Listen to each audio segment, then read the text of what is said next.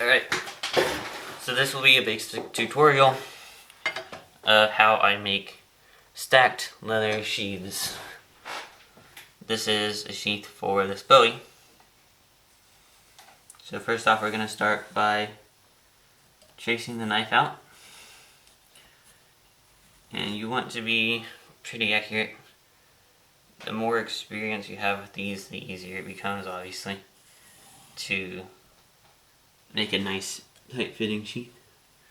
Okay, now one thing you're going to worry about is, so since this is a recurve, right, when you want to enter or exit the sheath, the recurve is going to be cutting through where the belly of the blade is, or not the belly, the recurve. The belly of the blade is going to be pushing through where the recurve is.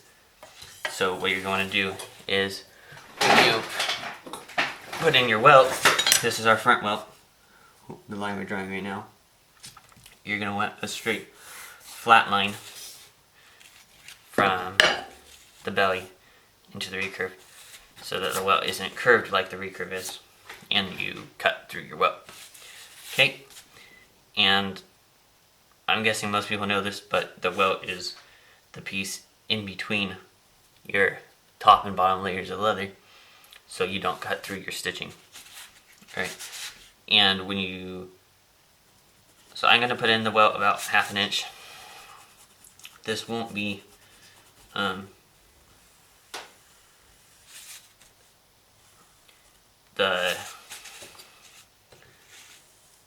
final dimensions of the welt, but it will do for now. Okay, and then I'm also going to draw in roughly the shape of the top of the handle, the front. This is usually bolsters, but on this one I didn't do bolsters, I just did handle slap. Yeah, my battery died, so after recharging the battery, we're back. So we have our front welt here.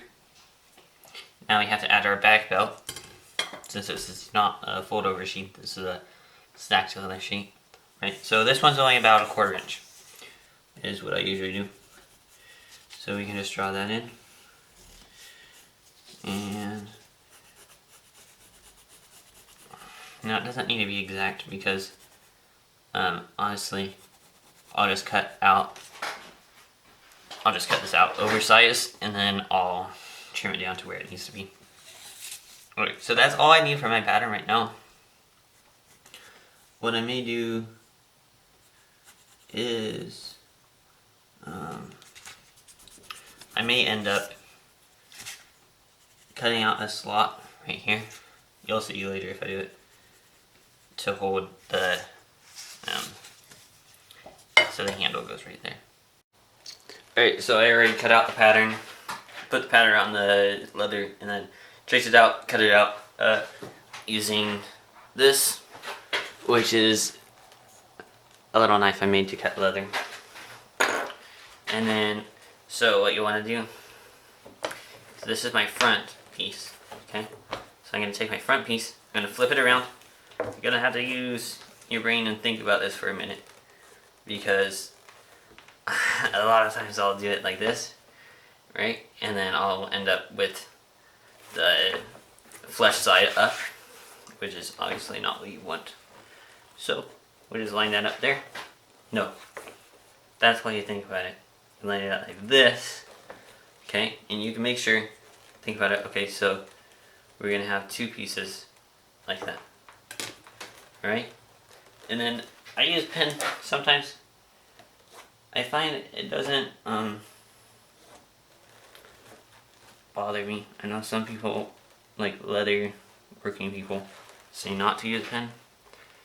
I haven't found it's a problem. Then we'll just cut this out, which the biggest thing to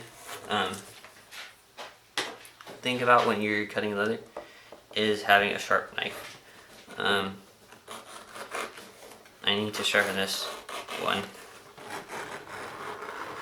but it just makes it all your work 10 times easier. So once we'll cut out the pattern, we'll have both the front and the back, right? And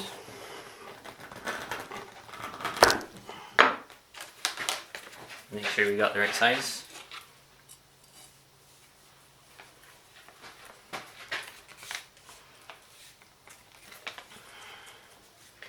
And the next thing we'll need is the welt. So the way I get the welt is, I'll grab my pattern.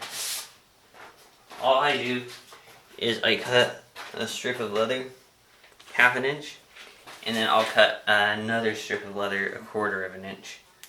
And I'll take that from somewhere we already have a flat edge. I'm trying to find one. I guess I'll just edit this out. Alright, I've decided I'm gonna stamp the front. So I'm gonna wet down the leather. Now I'm not an expert on stamping at all. So if you are a leather worker watching me, don't cringe. So what I'll be doing, I've already marked a faint center line down here. And now I'll be using this stamp, which is a stamp I made. It's just a bolt that I pounded some texturing into. But I'm going to mark out a panel so it will look something like a inlay.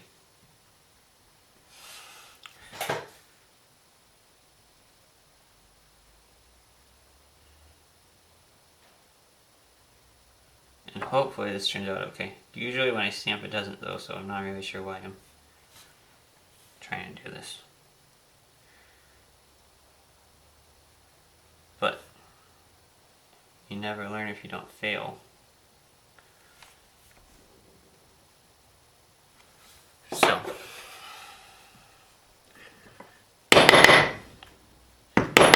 each time I'm turning a little so you don't see the pattern as well. Okay, and then I'll come in here later. I built a smaller one of these that can get into the cracks, you know, the corners where this bigger one won't go without going over the lines. But that's good enough for now. I'll lay down a little bit more water. And then continuing with the pattern.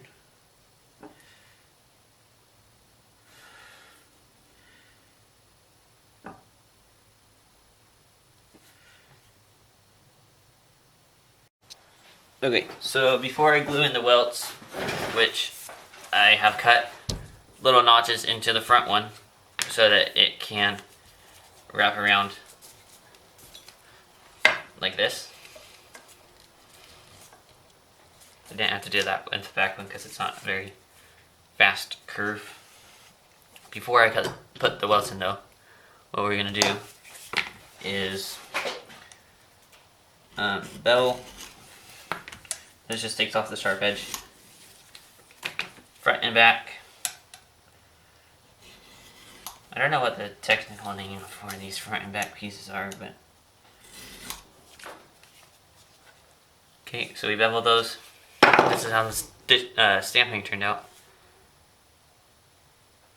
Not as good as I wish it was, but I think it looks fine. And then we're gonna slick the edges. And the way I usually do that is either with water or with wax. I find wax works pretty good. So I'll just rub in this wax. And the trick is heat, not pressure. So you just want friction. And this is a piece of antler I have that I'll just rub this in. And that's all I do for slicking. Works pretty well.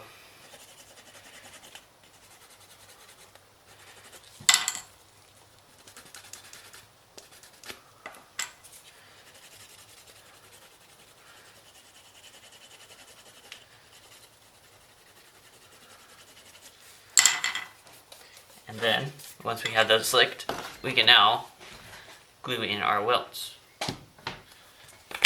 But before we do that, I want to see where our welts go and where our glue goes.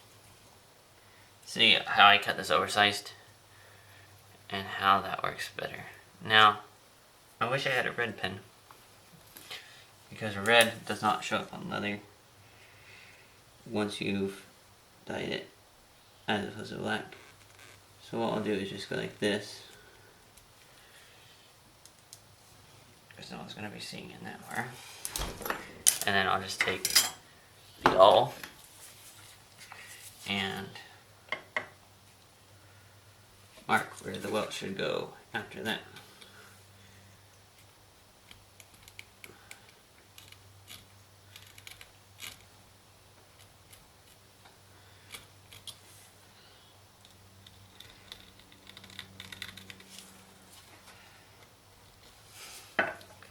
And because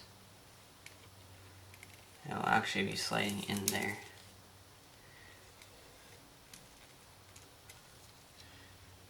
I want to add some extra room for the welt, because as it goes past the block.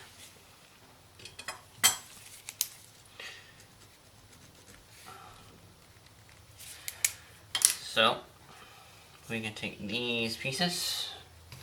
I've already roughed up one side with sandpaper because... Okay, so remember we glued on the top, and then I cut out this little section here because the front of the handle is curved, so we need to have that cut out so it can go in all the way. Fit is good. It usually tightens up a little bit when you stitch it, and then when you use it, after a while it loosens up. So this is about where I want it, and if it tightens and then loosens in the same amount, yeah, it should be good. So we cut off the excess welt, both sides. Remember we cut these all the pieces out oversized, so then when we trim it down, which is what we're doing now, it comes out where we want it. And I'll take this to the 60 grit belt on the 2x72 grinder, and then I'll probably go to 120, and then we'll come back in here and stitch it.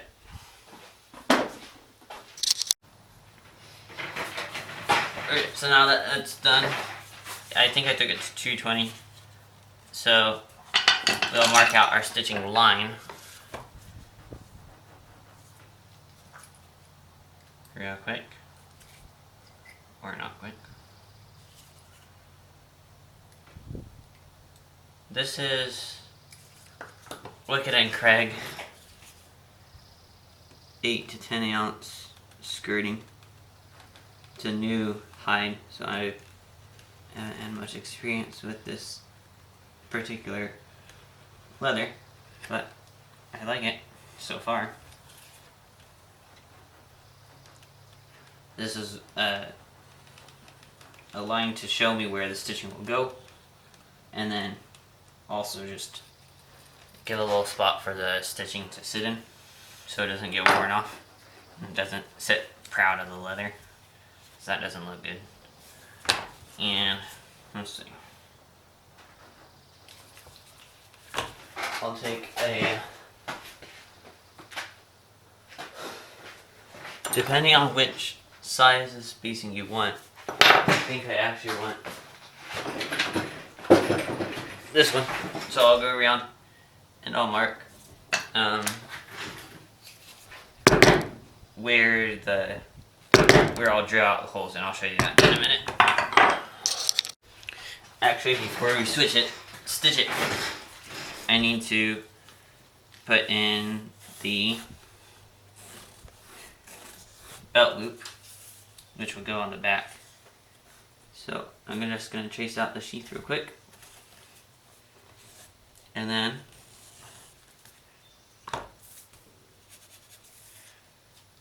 I'm wanting something that looks like this.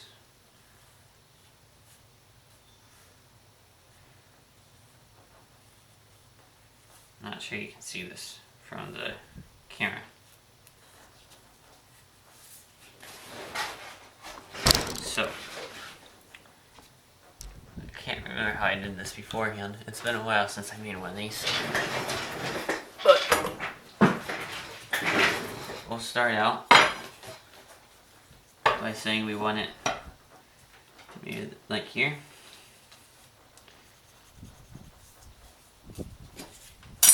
Make sure that's straight. Okay, and then down to about here. Now, I say we want maybe that much. And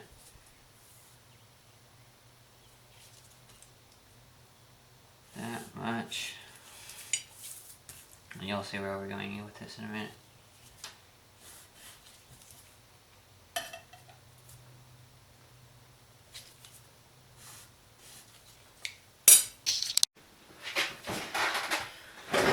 So I cut it out. Now I'm going to bevel all the little sides, which is not the easiest thing in the world to do because of the sharp corners. But that's what I'm going to do.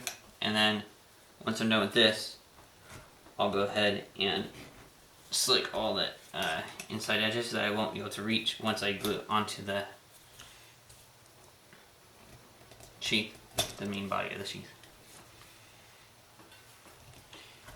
And all that inside and outside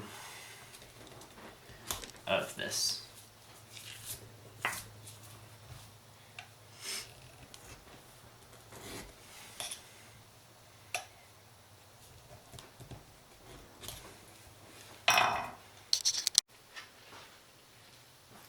Now I have a 3/32 of an inch drill bit that I ground to a sharp point on one of the sides, the side that didn't have the bit on it. And I'm going to use that to drill through the leather.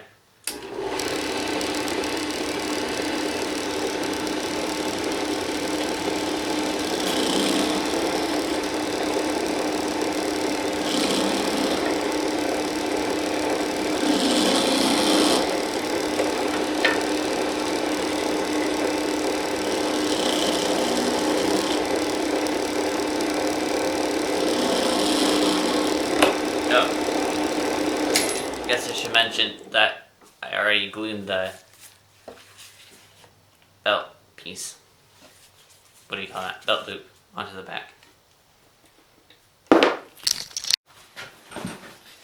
Now that we've drilled the holes out, we're going to start stitching. I don't know why I keep on saying switching. So I've got 2 nails here. I'm going to do a saddle stitch. There are lots of videos about saddle stitches, so I probably won't show how to do it, or how I do it. I'll just stitch this back up, and then once we're done stitching, we will go ahead and give the edge a slick, and I think we'll pretty much be done. We need to stitch the other side too, because I just punched holes for this side right now. I'm using this new blue thread. It's pretty cool. I like it. It's a Ritza, I'm not sure how you pronounce that, Ritza tiger thread. It's pretty nice. Usually I use waxed sinew or some Nile-Tex stuff. I'm not sure what that is completely made out of.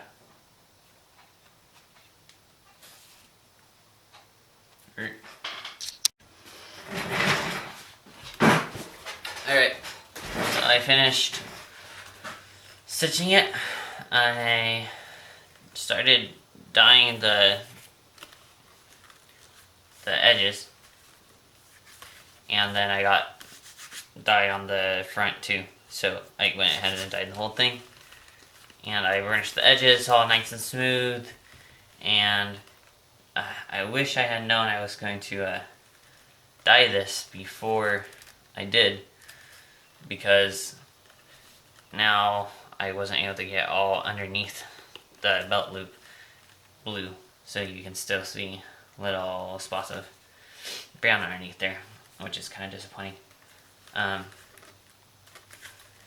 Yep, after that I applied a little bit of Tandy's EcoFlow, and there you go, it's done. So it gonna go vertically, right? You can like that on the belt, or you can also do it horizontally, like that on the belt. So I may make another sheath. I'm not sure, because this one didn't turn out quite as well as I wanted to, but it's a perfectly usable sheath. I like the color of it. Looks kind of cool.